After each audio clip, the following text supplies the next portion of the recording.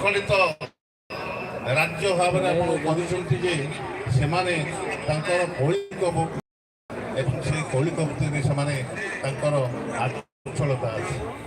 ଏ ଗ୍ରାମବାସୀମାନେ ଏ ଗାଁର ଲୋକମାନେ ସମସ୍ତଙ୍କ ଘରେ କଳା ପୁରିକି ଅଛି।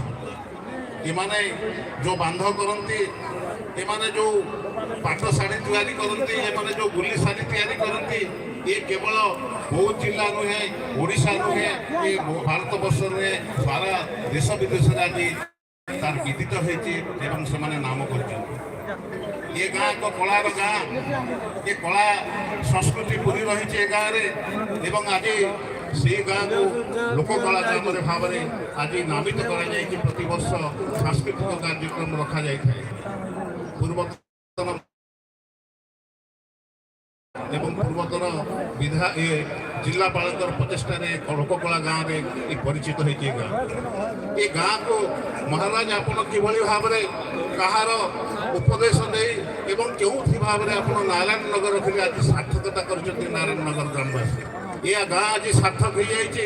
ଆଜି ଯେଉଁଭଳି ଭାବରେ କାର୍ଯ୍ୟକ୍ରମ ରଖିଛନ୍ତି, ମୁଁ ଦେଖୁଥିଲି, ମୁଁ ଯୁଗ୍ମ ମନ୍ଦିର କଥା ଯାଇକି ଦେଖୁଥିଲି, ତାପରେ ମୁଁ ଦେଖିବାକୁ ପାଇଲି ଯେ ଯେଉଁଠି ଆଜି ଆମର ନାମ ମଣ୍ଡପଟି ଅଛି, ଏ ବୌଦ୍ଧ ଜିଲ୍ଲାରେ କାହିଁ କେଉଁଠି ବି କେବେ ବି ଏଭଳି ଏକ ନାମ ମଣ୍ଡପ ନଥିଲା ଯେମିତିକି ପୁରୀର ମନ୍ଦିର କେତେବେଳେ ଘୁଞ୍ଚି ଆସିଛି ବୋଲି ମନ ହେଉଥିଲା।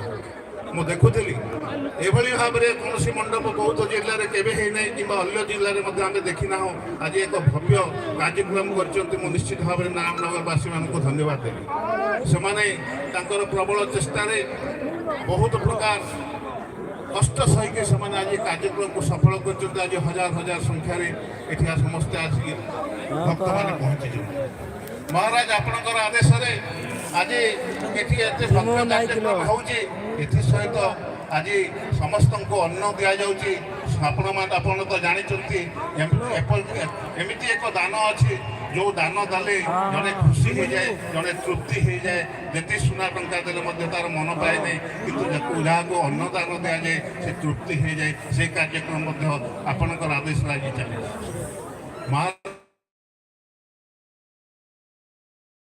କଥା କହିବି ଯେ ବହୁତ ଆମର ଏଠି ଜଗତୀ ଯେଉଁଠିକି ଯଜାତି ନଗର ବୋଲି ଥିଲା, ଏଟା ରାଜାଙ୍କର ରାଜଧାନୀ ଭାବରେ ଥିଲା ଏବଂ ସେଠି ଅଷ୍ଟମ ଶତାବ୍ଦୀରେ ଏକ ମନ୍ଦିର ସେଠି ପ୍ରତିଷ୍ଠିତ ହୋଇଥିଲା।